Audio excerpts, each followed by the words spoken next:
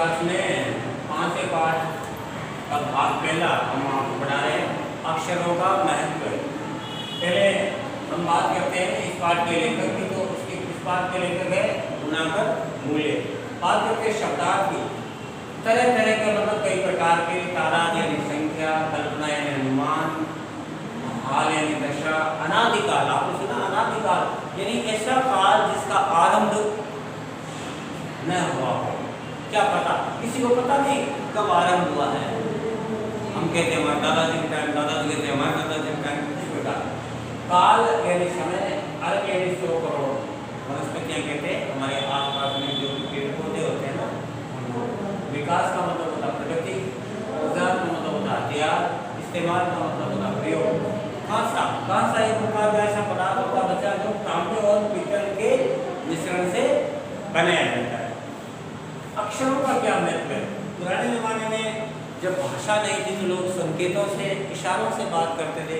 धीरे धीरे अक्षरों का महत्व शुरू हुआ और आज अक्षरों के महत्व के कारण ही आज हम आपको पढ़ा पा रहे हैं, आप हमें समझ पा रहे हैं, अन्यथा ऐसा नहीं हो सकता था।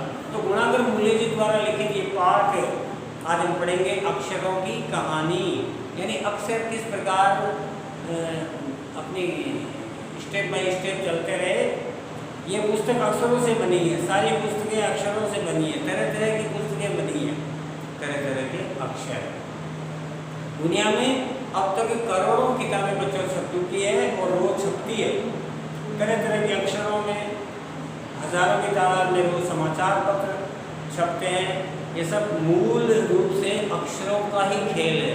अक्षर नहीं होते तो कुछ नहीं होता। आज जगह जगह एडवर्टाइजमेंट, विज्ञापन आप देखते हैं, वो भी अक्षरों का खेल है ना। हर चीज़ आज आपके अक्षर नहीं होते, मान लो मोबाइल में, तो मोबाइल चलाने का मतलब ही नहीं होता, है ना। अक्षरों का ज्ञान हमें ईश्वर से मिला है। पुराने ज़माने में लोग सचमुच ही सोचते थे कि अक्षरों की खोज ईश्वर ने की, पर आज हम जानते हैं कि अक्षरों की खोज ईश्वर ने नहीं बल्कि स्वयं आदमी ने की है। तो आज हम जानते हैं कि किस प्रकार अक्षरों की खोज हुई और किस देश में हुई।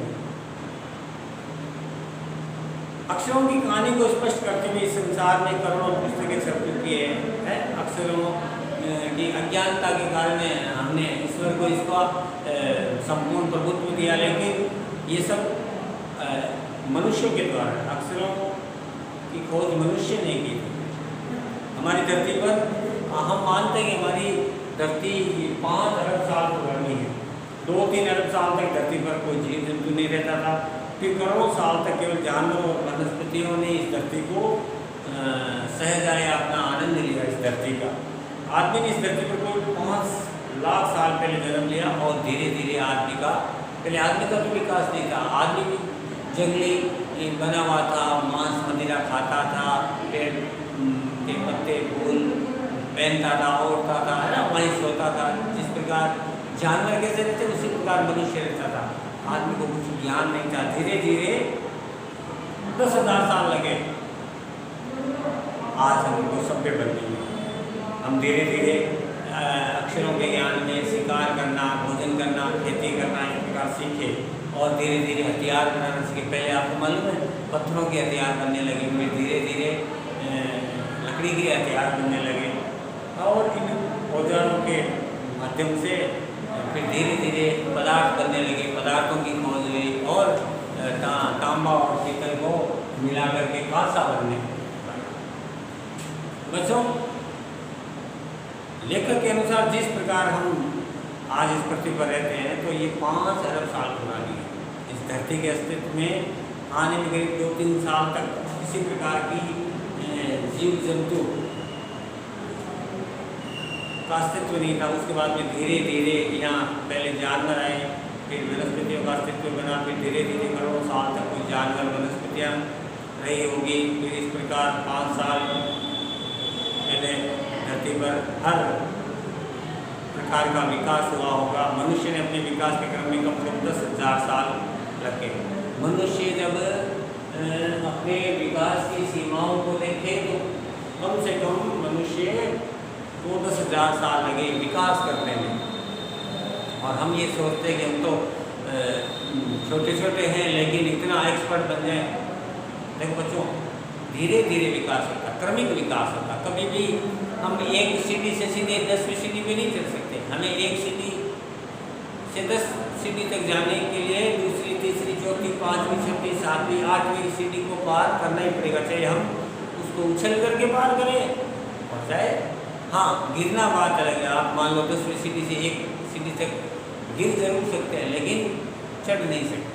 कहने का मतलब है आप तो ये कहते हो कि साहब आजकल तो लिफ्ट है, ये एक मशीनी युग है। तो बच्चों, जीवन में मनुष्य ने क्रमिक विकास के लिए 10,000 साल लगाए। गांव का निर्माण किया, खेती प्रारंभ की, पत्थरों का औजार बनाए, तांबे और कांसे जैसी वस्तुओं से। इस प्रकार धीरे धीरे मनुष्य का धरती पर विकास की यात्रा का आरंभ हुआ था। प्रागैतिहासिक, मैंने आपको पहले ही बताया था, प्रागैतिहासिक का मतलब इतिहास से पहले, यानी इतिहास का भी इतिहास। मानव सबसे पहले चित्रों के जरिए अपने भाव व्यक्त करता था। पशुओं, पक्षियों, आदमियों के चित्र, इन चित्र संकेतों के भाव में, भाव के संकेत में अस्तित्व है। जैसे एक छोटे वृत्त के चौकोर किरणों की घोतक रचनाएं, रेखाएं खींची जाने लगी। अब मान लो सूर्य को अपन को दर्शाना है तो अपन को ऐसे ऐसे दर्शाना पड़ेगा ना। तो ये हुआ क्या, एक चित्र हुआ और चित्र के माध्यम से आप इसको समझ पाए। अक्षरों की खोज, इससे पहले धीरे धीरे ताप या धूप का शोषक बना। अक्षरों की खोज से पहले सूरज हमें चित्र के माध्यम से समझाना पड़ता था और उसके बाद में अक्षरों की खोज के बाद में हमें ये ताप, धूप, सूर्य, किरणें, है ना, आसमान, पीले रंग की, सुनहरे रंग की, ये सब चीज़ें सूर्य के बाद में आई, यानी अक्षरों के ज्ञान के बाद में। ठीक है ना। पहले हम इसको प्रतीक चिन्ह के रूप में देखते हैं। तो अक्षरों की खोज के सिलसिले में मुश्किल से 6,000 साल लगे। 6,000 साल के बाद में धीरे धीरे अक्षरों का क्रमिक विकास हुआ। तो बच्चों, अगला पाठ आज हम इसका पहला भाग था, हमने आपको पढ़ाया। अगला पाठ में हम आपको, दूसरे पाठ में हम आपको और अक्षरों का ज्ञान देंगे। आज हम आपको 2-4 प्रश्न करवाए जो आपको अपनी कॉपी में करना होगा। देखिए प्रश्न नंबर 1,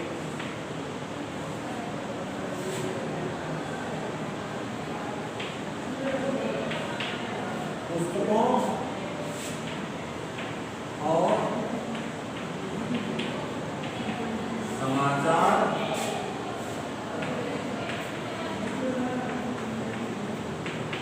पत्र पत्रिकाओं का मूल आधार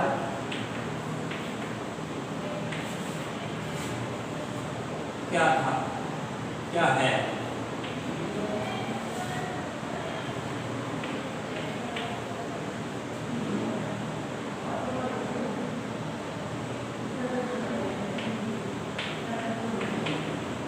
पुस्तकों और समाचार पत्र पत्रिकाओं का मूल आधार अक्षर है। ठीक है ना बच्चों। प्रश्न नंबर 2 लिखिए,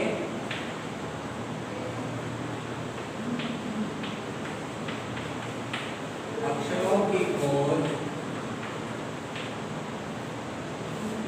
अक्षरों की खोज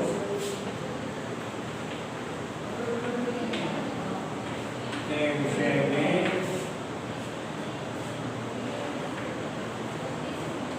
पुराने लोगों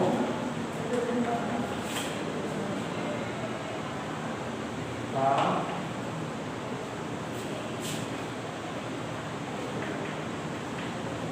क्या विचार है? उत्तर में लिखना।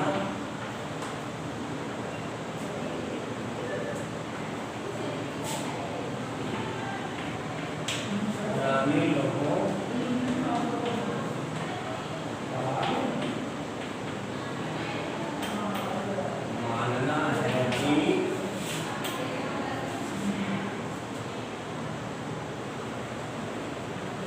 अक्षर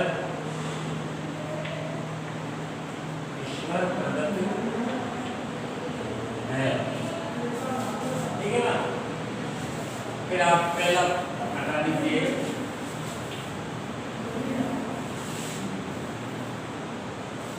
प्रश्न नंबर 3 लिखिए।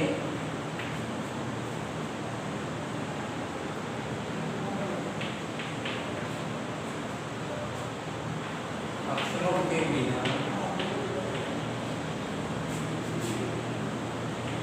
इस संसार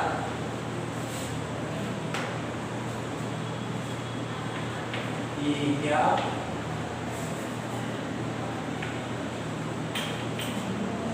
दशा होती। उत्तर में लिखना है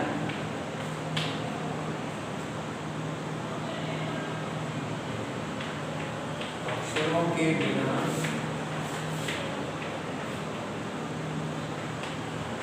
दुनिया ज्ञान विहीन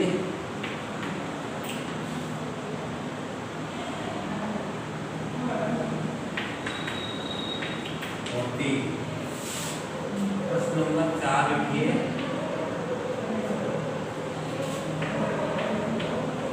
अक्षरों की खोज किसने की। अक्षरों की खोज किसने की। उत्तर में लिखना है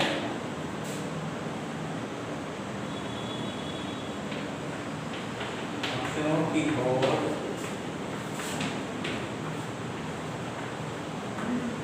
मनुष्य ने ही की थी। तो बच्चों ये 4 सवाल आज आपको अपनी कॉपी में करना है। अगले वीडियो में आपसे फिर मिलेंगे। तब तक के लिए नमस्कार।